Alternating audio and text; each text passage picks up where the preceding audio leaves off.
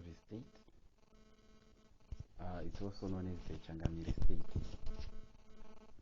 First of all, I want to go for prescribed textbooks concerning this topic. We've got DN Beach 1984, TO Ranger 1968, Ara Gray 1972, RW July 1992, Ketting and Martins, SIG Mudenge 1988, Oliver and Fage 1962, and Cambridge History of Africa Volume 4. These are the prescribed textbooks for this particular topic, that is the Rozvi State, the Changamire State. Now we want to explore on the origins of the state. When we are looking at the origins of the state, we are looking at the background of the state, the foundation of the state, how the state was established. The founder of the state was Changamire Dombo, who rose to power in the 1680s and 1690s. Beach 1984 says there are two myths, that is the European myth and the Shona view. There is a controversy and is shrouded by two myths. In other words, the origins of the Rozvi State are controversial, they are debatable, they are not clear. So, two myths try to explain the foundation of the state. So I'm going to start with the European myth. The Rozvi State first appeared to the Portuguese as the followers of the Changamire, who conquered the Toro State of the southwest, who drove them from the Dambarare and Manica. The Portuguese viewed the Changamire as the greatest single power at the plateau. As a result, the Portuguese of Zumbo decided to enter into alliance with them. Beach 1984, page 221, ascribes that the Portuguese saw it as a powerful African unity of the kind which they were accustomed, its power being based on the control of the heads and mind of the southwest. The next European writers to record the traditions of the Rozvi, the travelers, the missionaries who recorded the information after the decline of the Changamire State. Historians argue that these travelers and missionaries entered the Matebeleland State and its tributary areas after the 1850s. Beach 1984 is of the view that the writers were citing what their information believed to be true. Now, we want to comment on the European myth, right? They felt that the travelers were foreigners. Basing their writings on oral tradition may lead us to believe that the information about the origins was distorted as well as biased, right? So if you are to write things that happened after, when you were not there, remember the disadvantages of oral tradition. Oral tradition tend to exaggerate. So the European myth can be dismissed as mere exaggerations. So we cannot totally base on the European myth, and this leads us to the great debate on the origins of the Rozvi State. Having pointed all that, we are now looking at the African myth, the Shona myth, which says that the third group were the native department who began a short research, and this was done by its officials. Right, the native department we are referring to, these were Rhodesians, these were white Rhodesians who were researching on the origins of the Rozvi State. Now we have got Posselt FRWT of Marandellas, who collected oral traditions, but the great deal consisted of an acknowledged borrowing from the native department files containing the works of earlier researchers. Right, so these recollections of the past were done by Posselt of Marandellas of Marondera in Shona. And he also managed to gather some information from earlier researchers concerning the origins of the Rozvi. And as you can see, it is just being coined African myth, the Shona myth, but the people who are carrying out these researches are white people, white Rhodesians, who are actually researching, trying to ascertain the foundation of the state. And as you can see now, this is a sticky issue, it's a very controversial issue to say something concerning the origins of the Rozvi State. Now, comment on the African myth or the Shona myth is can be in this way. The view that this work was unreferenced. It is inaccurate to believe whether some pieces of information rolled up from the Rozvi communities or other sources. Now, when there is lack of reference, we cannot rely on things that lack reference. Post-out of Marandela says the Rozvi political unit in the southwest before the Ndebele was figured in the local histories of many other Shona dynasties. The Rozvi existed in the southwest of Zimbabwe before the Ndebele. Post-out of Marandela says all Shona rulers were appointed by the Rozvi in the ceremony of Ugadza Ushe, that is coronation, right?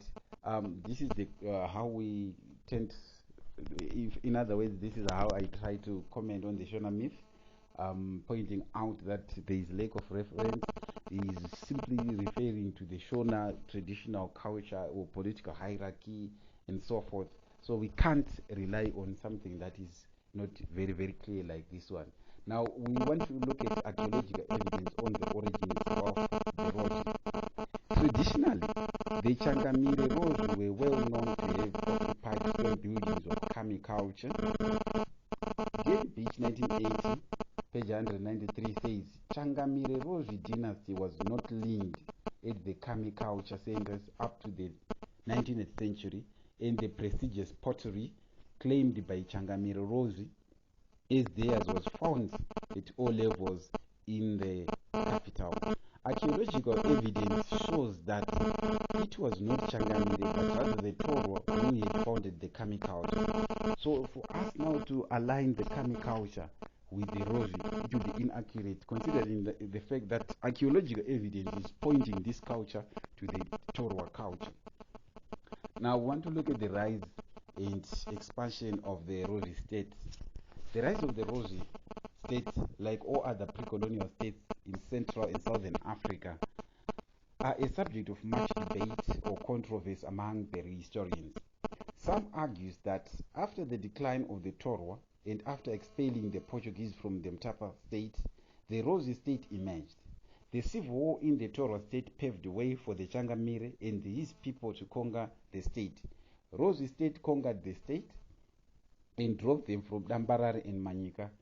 Beach 1984 page 201 says, in the Toro State itself, the civil war, which left the Toro unsupported by the forces that had helped him back to power, was probably a weakening factor that encouraged the Changamire in the 1860s to occupy Bayao and take the state.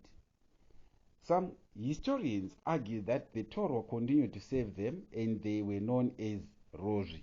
Now there is this other argument which says that the Toro State was a subservient state of the Rozvi or of the Mtapa State. So this is now the argument in which historians are simply saying that there wasn't anything called the Toro State, but these were just the Rozvis. In other words, the Toro continued to serve the Rozvi, so there isn't anything called the Toro State. That's the argument we are trying to highlight here. Now, Beach 1994 points out that other groups in the Toro were the Chiwunduru, Tumbari, Ndunda, who continued to play an important part in the running of the Changamire State. And like the rest of the people of the Toro, they adopted the Rozvi name. This was a policy of assimilation, incorporation, so they adopted to be Rozvi. This shows some people who called themselves Rozvi were in fact descendants of the Toro State. Besides the conquering of the Toro State, the Rozvi State played a pivotal role towards expelling the Portuguese out of Manyika back to their former position at Masekesa. The Portuguese Prazeros had become very strong. As a result, they wanted more land So they tried to move further to Mbire, Guruswa, which they called Batua. Gray 1972, page 400, says, to control the source of economic power, the Changamire excluded the Portuguese traders. They also prevented their subjects from gaining direct access to the Portuguese. It shows that Changamire did not want his subject people to trade with the Portuguese. Beach 1984 is of the view that Changamire's success against the Toro and Mtapa Mukombo inspired the Portuguese with a profound respect for the Changamire and Rozvi followers. So they would call him their fatal enemy. This argument cements the idea that the Changamire State came into power after expelling the Portuguese from Manica back to their position. Rebellion against the Mtapa. The Rozvi also rebelled against the Mtapa. The Mtapa had tried to cut the Rozvi by taking the land of Batua, but Dombo, Lekwa Chingwano, in short, just Changamire Dombo, returned to Batua province where he inflicted a shattering blow to the Mtapa wing. Konsi Kao, cited by Beach, says the 17th century Changamire made his base in some land Mukaranga which borders him with Batua, that is lands between Mutapa and Rozvi State. In support of Beach, a certain historian argues that Changamire Dombo began the building of his power with the seizure of land under the Mutapa. The Changamire, in a campaign lasting from 1693 to 1695, finally drove the Mutapa and Portuguese overlords out of the plateau. Now trade. How did trade play a pivotal role in the rise and expansion of the state? The Rozvi also rose to power because of its economic power based on trade. Trade was important in the Rozvi State. The Rozvi controlled long-distance trade routes along the Zambezi Valley. Ketin and Fairman says the Rozvi traded gold and ivory to Arabs and brought in them guns used for conquering other states. Trade played a pivotal role towards cementing the relationship between the Changamire State as well as the Arabs. Through trade, the Rozvi imported guns and were used for defensive purposes. This shows that trade played a crucial or pivotal role toward the rise and establishment of the state. The army or the military, how did they play a pivotal role in the rise and expansion of the state? The strong military force also helped the Rozvi to capture power. In the Rozvi State, young men were conscripted in the process of building a formidable army which extended the Rozvi frontiers or borders and consolidated the power base of Dombo. Mudeng in 1988 is of the view that the pre-colonial ties link for the state to survive it required a strong military army. This shows that a state needed a strong army to defend its people. For the Rozvi, the main evidence for the power laid rest on the army of the Changamire, which earned the Rozvi the name plunderers or destroyers. In short, it is an open secret that from the declining kingdom, a new kingdom emerges. In other words, when the Mtapa state was declining, the Rozvi state had to emerge. Now, we want to explore on the political organization of the Changamire state. Mambo was the head of the state. He was a hereditary leader. And rulership was Adolphic. In other words, it was based on patriarchal views or patriarchal values. On his death, all Changamire sons wait for power until they rule Ushemadzoro Uno Chinyanwa. However, this could not hold water in the sense that it did not give equal opportunity for all. Many historians regard this system as a political weakness as it led to political or leadership crisis. This was due to the fact that too many people qualified for the post. The sons' system of polygamy complicated this whole system, and the king's brothers. In short, too many people vied for the post. Leadership vacuum led to civil wars. The hereditary ruling in appointing leaders in the capital also worked in the provinces. The Changamire alone held political authority to appoint any new provincial chiefs. The fact that Changamire alone was responsible for appointing provincial chiefs and rulers shows that the Rozvi State contained some absolutism. The Mambo had all powers and also appointed his own relatives, women, sons-in-law in position of influence. They acted as the ears and eyes of the king. According to Gray 1972, Shona traditions contain duplicity of royal Rozvi women who successively murdered or immobilized enemy leaders. The Mambo ruled with the help of a council of elders known as Dare. It acted as a check and balance of the king's power, so that the king would not be an absolute dictator.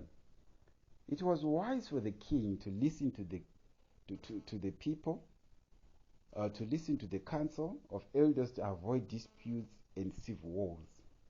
They were not total autocratic. Members of the Dare included priests, military leaders, and provincial governors. The Mambo, as a political leader, was a figure of great respect. He was commander-in-chief of the army. Teo Ranger indicates that the supremacy of Rozvi Mambo was recognized by the chief who continued to rule the districts.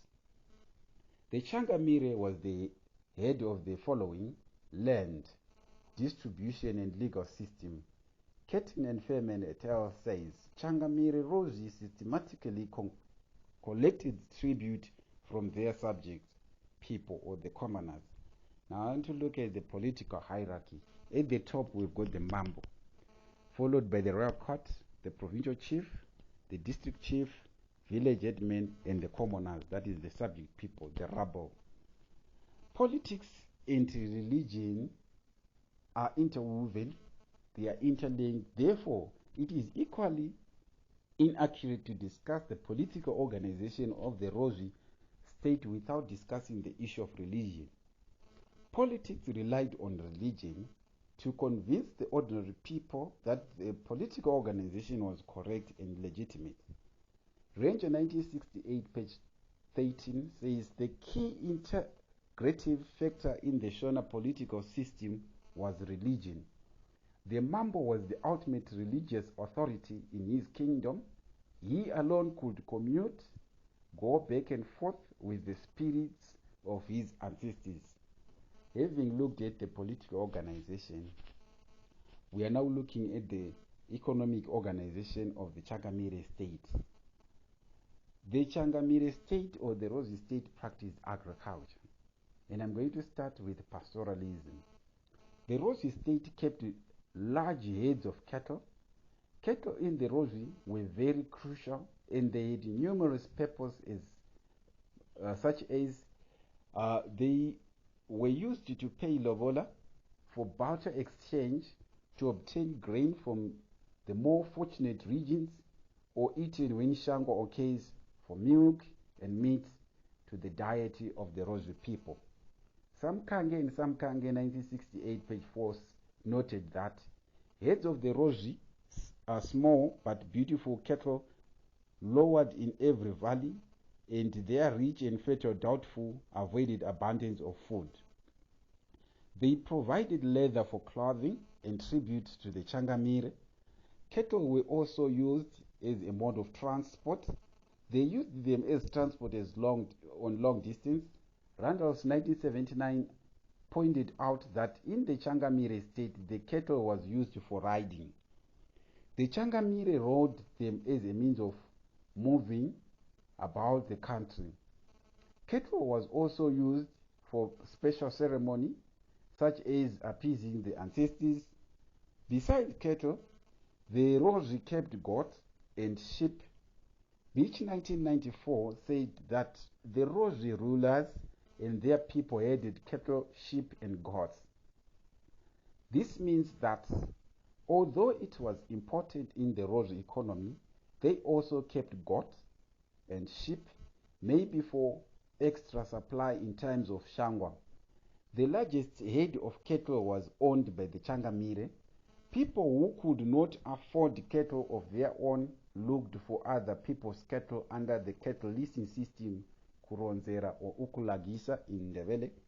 Under the system, a person who was free to use the person who could use manure, milk, but could not kill the beast or the beast without the owner's permission or consent. He was also required to report birth and death among cattle. Now, having looked at pastoralism, now I'm looking at crop growing, that is crop production. It was the backbone of the Shona economy under the Rozvi ruler. This means that all economic activities depended on farming. The men cleared the land or field, planted and weeded, and eventually harvested the crops. The Rozvi grew cereal crops, finger millet, and so on. Beach 1984 says some new crops were later introduced by the Portuguese, for example, rice and yams.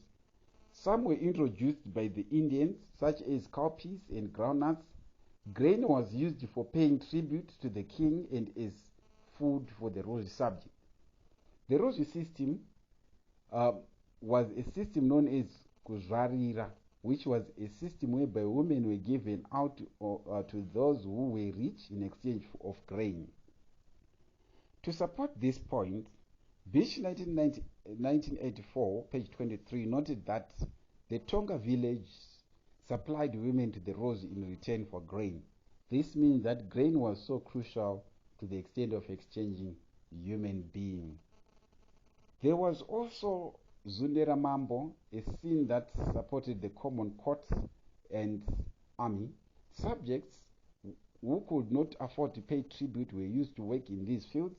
Beach 1984, page 24 said, a powerful ruler could make use of grain surplus to feed his army and court, and his stores could be used to a limited extent. There was also food for work scheme. This is when the Changamire gave food to his laborers after work. People were given food after work.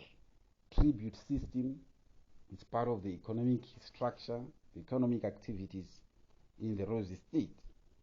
The subjects of the Rozvi paid tribute to the Changamire in form of cattle, grain, gold, animal skins, leopard and lion, royal game, cheetah and other valuables to show respect, dignity or allegiance to the king. Keeping royal game as a form of revolt, keeping of game is a form of revolt even up to the present day. The Portuguese also paid tribute to the Changamire. They paid in form of cloth, beads, flintlocks, guns and other valuable items. Beach 1984 noted that the Changamire forced the Portuguese at Zumbo Feira to pay tribute to him. Such sub-chiefs also paid tribute to the king in form of gold. This was to show loyalty or respect. To support this, Beach is of the view that the Portuguese at Zumbo were pushed or punished by the Changamire for not paying tribute. It shows loyalty. Some historians are of the view that tribute was not paid annually or per year, but they had to skip for years before paying tribute. One of the Rozvi subjects in the 1900 said that tribute was paid after every 5 years. However, other authorities vehemently disputed this view, saying that tribute was paid annually. Theo Ranger 1968 is of the view that tribute was paid in form of agricultural produce and metal ornaments. Therefore, the issue of tribute is a controversial issue because different scholars project different perspectives or views. Textile production is also another economic activity. Let me explore on textile production. Cloth was woven from wild cotton buds and cotton. The cloth from cotton was very special and were known as machira in Shona. This shows that the Rozvi people had developed an early form of civilization. Some Kange 1968 page 15 says that the later while observers claimed in the 1880s that the Shona technical skills were really astonishing in that they stood first in the industrial arts of rudimentary civilization of all tribes of the Zambezi. This means that the Rozvi had developed an early form of civilization since they were able to make their cloth. Mining. They mined gold and copper. Gold was used for manufacturing of gold beads and wire. Iron was used by specialists to make iron tools and weapons, axes, razors, spears, hoes, knives. Gold was also used to pay tributes to the Changamire as well as for trading. Historians argued that all gold and other metals were only found in possession of the Changamire, and if found in possession of the vassal chief, punishment was death. So gold was a state monopoly. Hunting. The Rozvi practiced hunting. It was done around Kami where there were areas where animals were in abundance. Numerous iron arrows heads had been recovered by archaeologists. These were believed to have been used by the Rozvi hunters around Kami. The common tools were axes, bows and arrows and spears. People were very organized. They could stay in the bush for several weeks, drying the meat. Hunters surrendered it to the chief, that is all the meat. He was entitled to as chief guardian, that is elephant tusks, hooves, which were used as stools by the chief, and leopard skins. Beach 1994, page 77, says one tusk from every elephant killed belonged to the chief of the area where the elephant was killed. The Rozvi people were skilled in the arts of horn and bone carving, so this was one of the uses of ivory. Bracelets made of ivory was in common use by the important people, for example the Changamire. They also practiced trade. Trade was also very, very important in the Rozvi State, and they practiced internal and external trade. Let me explore on external trade. The Rozvi had a valuable trade links with the Portuguese on the Zambezi. For example, traders at the Zambezi Zumbo Feira. Tour Ranger 1968, page 120, noted that they continued the long established trade in gold, ivory with agents of the Portuguese traders from the Zambezi towns, Zumbo, Tete, and Sena. These were major ones. External trade was controlled by the Changamire and to a lesser degree the Crow of the chiefs. Beach 1984, page 204, noted that the Changamire enjoyed a monopoly over the gold trade. This shows that the Changamire had authority and benefited mostly from external trade, and to a smaller extent his chiefs. The Portuguese got a surplus of gold from the Rozvi, while in return received cloth, beads, flintlock, guns and other valuable goods. Foreign trade has been evidenced by archaeological findings which were recovered where the Rozvi existed. The goods were glass, beads, black and white calico cloth, which was sent by the Rozvi Mambo as part of ceremonial clothing whenever they install new king. That's the economic organization of the Rozvi. Now I want to explore on the religious structure or religion organization of the Changamire State. The Rozvi believed in the power and guidance of ancestral spirits and Ngwari, whom they worshipped through the spirit mediums. The Ngwari was responsible for the rain and the fertility of the soil. Beach 1994, Ngwari cult was concerned with rain, well-being of the crops. The Ngwari cult had local representatives, men drawn from local people in each area, and were functioned like missionaries in that it was to their interest to gain as many worshippers as possible. Sinning against Ngwari include destruction from God, of which the god spoke ungratefully. The king could not offer shield of the defeated elements of God. Now, role of spirit mediums in the Rozvi State: to act in between the living people and the dead. You give the grievances to the people through Ngwari. Beach 1994 noted that the medium in a trance afford to the living, in particularly to the king, a veritable dialogue with the ancestors who passed on. The first Changamire Dombo was believed to be the son of the high god, whose mother experienced a virgin birth, just like Mary. Beach 1994 says that Dombo was believed to be the son of God. Ngwari was believed to talk to people, and his voice could come from anywhere, that is the sky, grass, a cow, a rock, or a woman. The high belief that God spoke from the caves, and people still go there up to the present day in Matonjeni and Matopos. The ruins were organized through rain ceremonies. That's the role of the spirit mediums. That's the role of religion in the Rozvi State.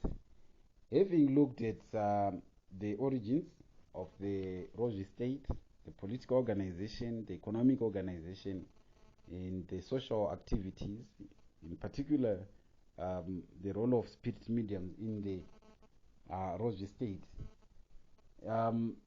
we therefore need to explore on the decline of the state, how the state deteriorated in the political, economic, and social realm.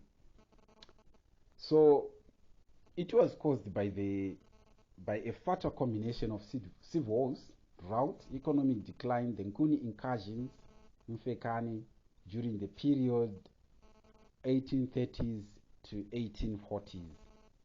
Economic decline. During the period 1830 to 1840, the economy of the Rozvi was deteriorating drastically due to a number of reasons. For example, internal trade was hindered by the Nguni, who raided the Portuguese of trade, for example, Sofala and Tete. Moreover, the Portuguese were made to pay tribute to the Nguni instead to pay to the king. The gold fields were also worked out, which 1994 noted that there was a time when the entire gold mining industry was on the verge of extinction. The mines were depleted and it was fading. This weekend, the Rozvi power, since air power was almost rested upon the economy of the Rozvi. Droughts, shortage of water. During the 18th century and 19th century, there were serious droughts in the Rozvi State. The Rozvi people blamed Changamire Chirisa Muru for the drought because Chirisa Muru had rebelled against the high priest of the high god. This resulted in some people rebelling against the Changamire, and some even fled away from him. Civil wars. During the 18th and 19th century, serious civil wars erupted in the Rozvi State. For example, war between Chirisa Muru and Jgempeu over the succession of their father Changamire Gumboreshumba. This weakened the state because it created divisions within the state, as well as loss of men during those sporadic wars. Mufekane. The Mufekane led to the decline of the state. The Changamire State was attacked by 6 Nguni groups, or 6 Mufekane groups. The first group was led by Mapanga of Joe Totem. He entered from the western part of Mzingwane to attack the Rozvi, and he was decisively defeated. The second group was led by Ngwane Maseko, a Ngoni leader, and was forced northwards. The third group was led by Zwangendaba and was defeated and crossed the Zambezi River in 1835. Nyamazana, a Ngoni queen, a relative of Zwangendaba, led the fourth group. Beach 1980 says, by the time Nyamazana arrived in the Rozvi State, the strength of the state had been badly shaken by the effort of fighting three different hordes of rival groups, and the spirit and ability to resist had gone. Nyamazana defeated Chirisa Muru and skinned him alive, as the Rozvi believed that he had two hearts. The state was left leaderless, which resulted in internal divisions in 1836 to 1837, as well as succession disputes. The Nkaba, the fifth group, was led by Nkaba. He came in 1836 and raided the Rozvi tribes and further weakening the state. And lastly, the coming in of the Ndebele. The Ndebele came in 1838 and crushed the state because the state was leaderless. They attacked the Mutinira house, defeated it, and fled to the eastern area of the Rozvi. Some voluntarily submitted them to Muzilikazi for Swabaswi and Lukuluva. Some historians are of the view that the Rozvi ceased to exist with the coming of the Ndebele. In other words, when the Ndebele came, the Rozvi state finally crumbled to its lowest ebb and never reappeared again in the Zimbabwean politics. Ranger 1968 in the early 1830s, first Ndwangendaba Singoni, and eventually the Ndebele completely destroyed the state. However, some historians vehemently dispute Ranger's view, saying that the Rozvi continued to exist after the Ndebele invasion until the coming of the BSAC under Cecil John Rhodes. The Rozvi claimed to have power. Beach 1994 noted that the great Changamire State of the southwest had been submerged first by the Ndebele in the 1840s and then by the Rhodesians in the 1890s. Some historians are of the view that the Rozvi state did not exist after the death of Changamire Chirisa Muru. After the death of Chirisa Muru, the empire continued to exist, although it had largely reduced in terms of geographical size. Jealousies and traditional rivalries hindered the Rozvi from uniting against the Ndebele. Mambo Towa Chipi failed to mobilize the various Rozvi chiefdoms into a common front against the Ndebele intruders. Thus, Mzilikazi was left to keep up the different Rozvi successor groups into the southwest of the country one by one and force them either into absorption into the Ndebele state or force them to migrate to the original homelands. Towe Chipi was forced to flee to the Duma country in the southeast, where he continued to resist the Ndebele power until 1866, after which he had to pay tribute to the Ndebele kingdom. This was a sign of admission, and eventually the Rozvi state succumbed. My name is Calvin Trevor Makomeke. I teach history up to A level.